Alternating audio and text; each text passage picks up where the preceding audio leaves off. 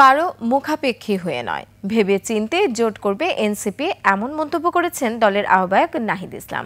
বুধবার রংপুরে বিভাগীয় নেতাদের সাথে মতবিনিময় শেষে সাংবাদিকদের তিনি আরও বলেন, বিএনপি জামায়াত দুই দলেরই বিগত দিনের কর্মকাণ্ড নিয়ে অনেক সমালোচনা আছে।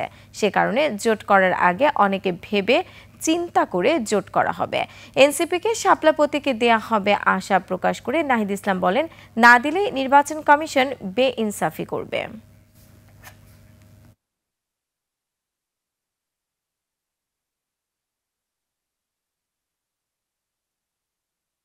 কারো মুখোমুখি নেই, কারো উপর নির্ভরশীল হয়ে আমরা রাজনীতি করব না।